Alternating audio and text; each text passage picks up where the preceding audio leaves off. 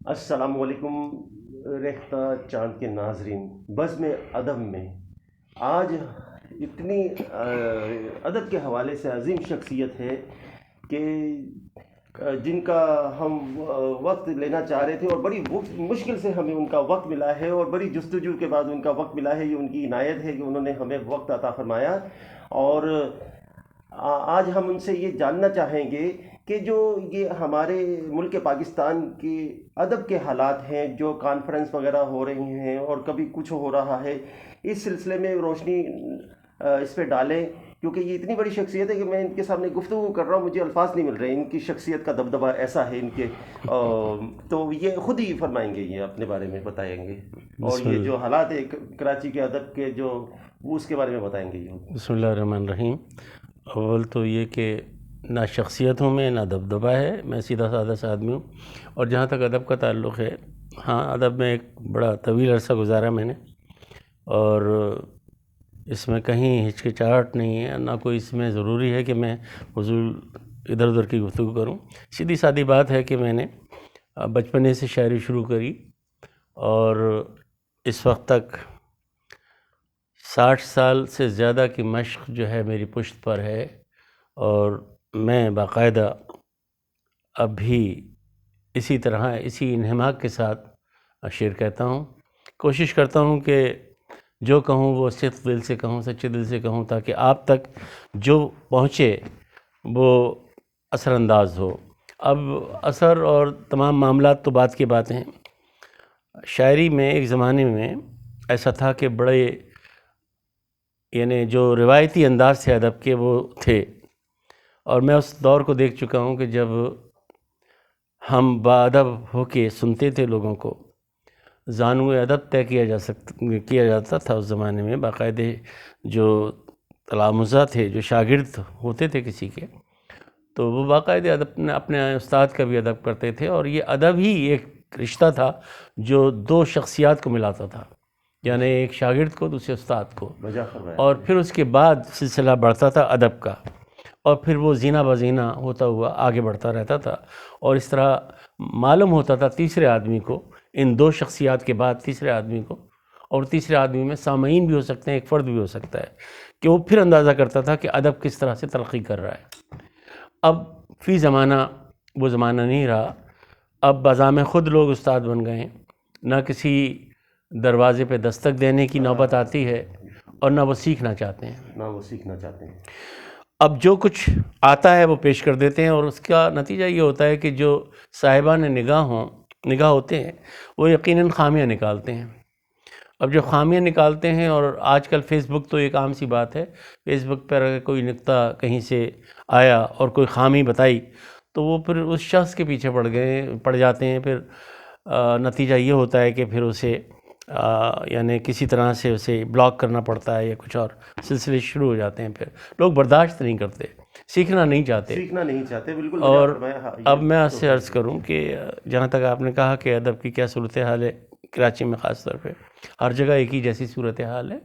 یہاں پر بھی لوگ جو پرانے یعنی کہنے والے ہیں، جو اچھی خاصی ایک مشق رکھتے ہیں شعراء، وہ اب بھی لحاظ کرتے ہیں ایک دوسرے کا، اور وہ اب بھی یہ سوچتے ہیں کہ ہم اگر کسی محفل میں جا رہے ہیں، یا تو ہمارے اعتبار سے یا ہماری فکر سے کوئی سیکھے، یا پھر ہم کسی کی فکر سے سیکھیں۔ یہ اب بھی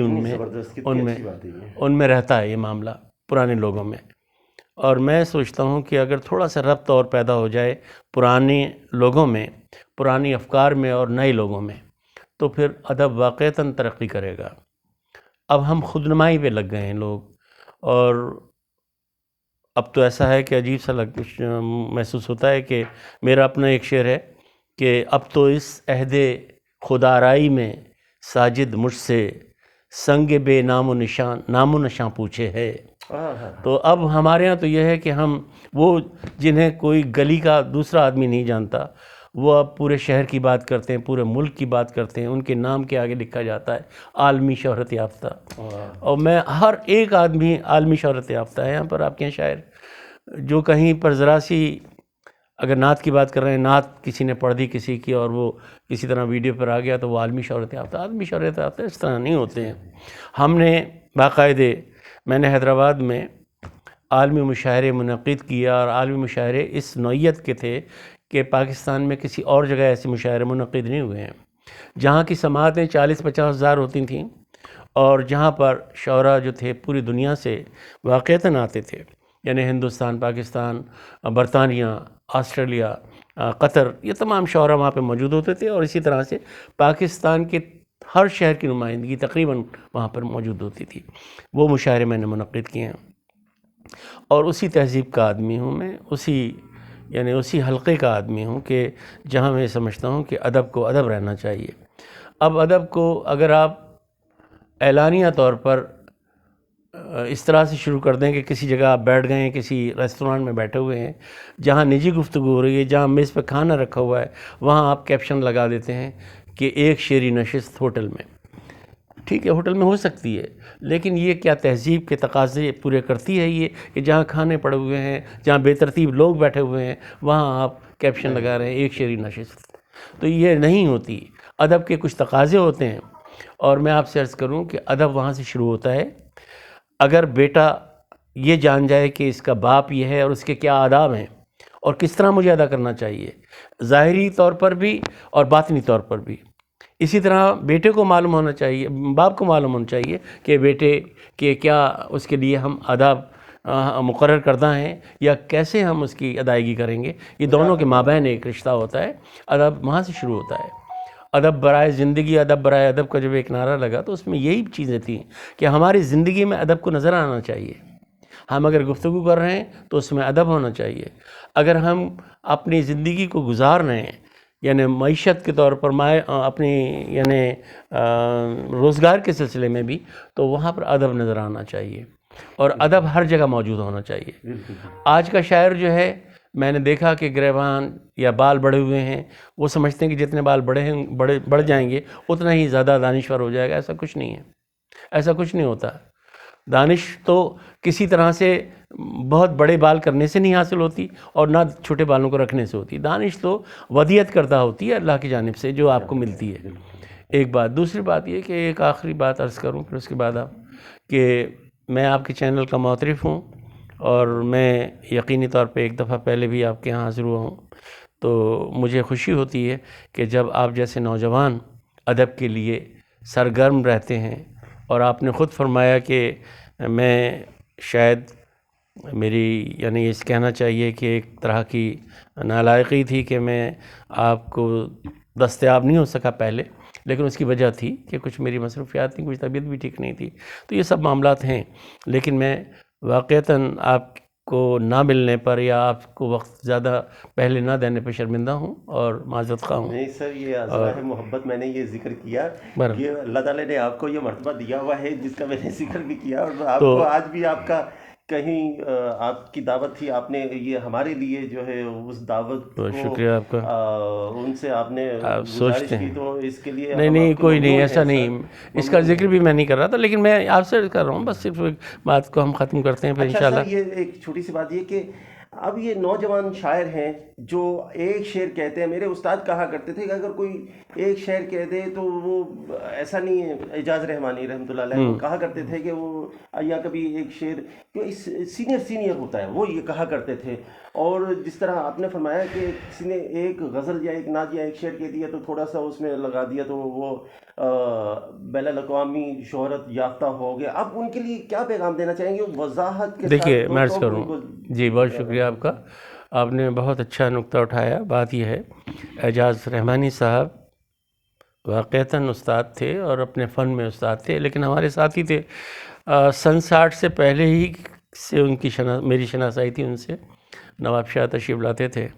اور بے انتہا احترام کرتے تھے، اور میں بھی آج ان کے نہ ہونے کے باوجود بھی میں ان کو احترام نہیں کرتا ہوں، اور یقیناً صاحب نگاہ تھے، وہ جانتے تھے کہ شاعری کس طرح کی جانی چاہیے، رموز شاعری کو جانتے تھے وہ۔ ایک تو بات یہ، صاحب علم تھے، اس لیے عزت کرتا ہوں ان کی، اور اس اعتبار سے بھی عزت کرتا ہوں کہ وہ متنازع نہیں تھے، غیر متنازع شخصیت تھے، ہر ایک کا احترام کرتے تھے، ہر ایک کا احترام کرتے تھے۔ ایسی شخصیت تھی۔ اب تو صورتحال یہ ہے، میں بتاؤں چاند بھائی، کہ یہاں پر چند غزلیں کہنے کے بعد لوگ خود کو استاد سمجھنے لگتے ہیں، اور مجھے نہیں سمجھ میں آتا کہ کیوں ہو جاتا ہے ایسا، کہ ایک صاحب یا کئی صاحبان ہیں یہاں پر کہ جو میری صدارت میں مسلسل پڑھتے رہے 20 سال، انہوں نے کہیں سے پی ایچ ڈی کر لیا، اب وہ ٹائی لگا کے اور باقاعدے یعنی اس طرح سے کہتے ہیں کہ ہم سینئر ہیں،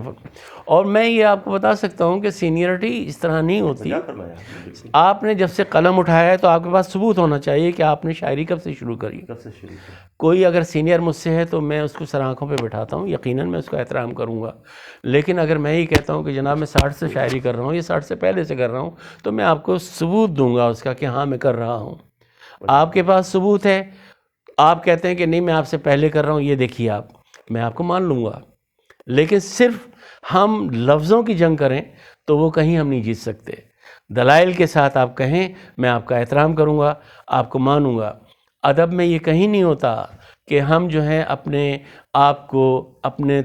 آپ کو منوانا چاہیں، نہیں، آپ منوائیں گے اپنے آپ کو، لیکن اس کے لیے منوانے کے لیے دلائل بھی ہونا چاہیے اور آپ کا اعتبار بھی ہونا چاہیے، آپ کے طور طریقے بھی ہونا چاہیے، تو یہ مانا۔ اچھا، دوسری بات یہ کہ ٹھیک ہے، اب تو ادب ویسے بھی دیکھیں، آپ کو بتاؤں کہ اب فکر سے زیادہ جو سامعین کے مزاج کی بات کر رہا ہوں، سامعین کے مزاج یا مشاعروں کی بات کر رہا ہوں، مشاعرے جو ہیں پہلے ایک تربیت گاہ ہوتے تھے، جب شاعر آتا تھا تو اس سے توقع ہوتی تھی کہ اب یہ کوئی نیا لفظ دے کے جائے گا، نیا فکر دے کے جائے گا۔ اب شاعری کی جگہ شاعری وہی ہے، اسی طرح سے لوگ شاعری کر رہے ہیں، لیکن اب انہیں کم سنا جا رہا ہے۔ اب اس کی جگہ یا تو مزاح کی شاعری آ گئی ہے یا پھر گلے آ گئے ہیں، جہاں پر جتنی اچھی خوشگوار آواز ہوگی اتنے لوگ، جتنی خوشگوار آواز ہوگی، جتنے خوشگلو لوگ ہوں گے اتنے زیادہ متوجہ ہوں گے، تو اب وہ فکر جو ہے وہ دور ہوتی جا رہی ہے۔ لیکن بہرحال اداکاری بھی ہو رہی ہے اور آواز، جی ہاں جی، لیکن ایک بات میں بتاؤں آپ کو کہ مجھے اطمینان اللہ کے قول پر ہے، اللہ نے ایک مسلم بات فرما دی ہے اپنے کلام بلیغ میں، اس نے کہہ دیا ہے کہ جتنی آپ کوشش کریں گے اتنا وہ دے گا۔ بے شک بے شک۔ اب جتنی میں کوشش کروں گا، چاہے وہ میں ترنم سے کروں یا میں اپنے تحت اللفظ شاعری سے کروں، جتنی محنت کروں گا اتنا صلہ وہ دیتا ہے اور دے رہا ہے، اور آپ اگر اخلاص کے ساتھ کچھ کر رہے ہیں تو اس کا اجر بھی پروردگار دیتا ہے، اور میں اس کا عینی گواہ ہوں، اپنے لیے عرض کر رہا ہوں کہ پوری دنیا میں مجھے پہچانا جاتا ہے۔ اس کی وجہ صرف یہ ہے کہ ہم نے اگر کہیں فرش بچھایا ہے، میں عرض کروں کہ فرش بچھایا ہے تو اس میں اخلاص کے ساتھ بچھایا ہے کہ آپ آئیے، تشریف لائیں، آپ کو سننا چاہتے ہیں۔ خود نمائی کا کوئی پہلو نہیں رہا، نہ رکھا میں نے، بلکہ بعض دفعہ ایسے ہوا، لوگ تو یہاں ایسے بھی ہیں کہ جو خود ارینج کرتے ہیں، خود اپنے گھر یا کہیں پر بھی باقاعدے محفلوں کا یا مشاعروں کو منعقد کرتے ہیں، خود صدر بن جاتے ہیں۔ جی جی، میں نے کبھی نہیں کیا، بلکہ اکثر میں نے ایسا کیا کہ اپنے منعقدہ مشاعروں میں پڑھا ہی نہیں۔ بالکل، میں نے کہا کہ نہیں، اب میرا موقع نہیں ہے، وقت نہیں ہے، بلکہ ابھی تازہ ترین مشاعرہ کشمیر کے سلسلے میں حیدرآباد ہوا تو سب نے مجھ سے کہا، اور مجھے میرے ہی مقام پہ پڑھایا گیا، لیکن میں نے ان سے معذرت کری۔ تو بات یہ ہے کہ آپ جو ہیں، آپ نے اگر ایک شعر لکھ دیا ہے اور اگر آپ کو پسند کہیں کیا گیا ہے تو اللہ تعالیٰ کے وعدے کے مطابق وہ اتنی شہرت دیتا ہے اور وہ ملتی ہے، اور اللہ کا شکر ہے چاند صاحب، آپ ہوں، میں ہوں، اور یا ہمارے صاحبزادہ عتیق ہوں، کوئی بھی ہوں، فکر میں اگر اخلاص ہے آپ کے تو کہیں آپ مایوس نہ ہوں، پھر آپ کو شہرت ملے گی، یقینی طور پہ ملے گی۔ جی، بہت بہت شکریہ سر۔ یہ تھے ریختہ چاند کے ناظرین، یہ تھے ہمارے ساجد رضوی صاحب کہ جو آپ سے گفتگو، بہت معلوماتی گفتگو فرما رہے تھے، اور ہمیں ایک اپنی طویل عمر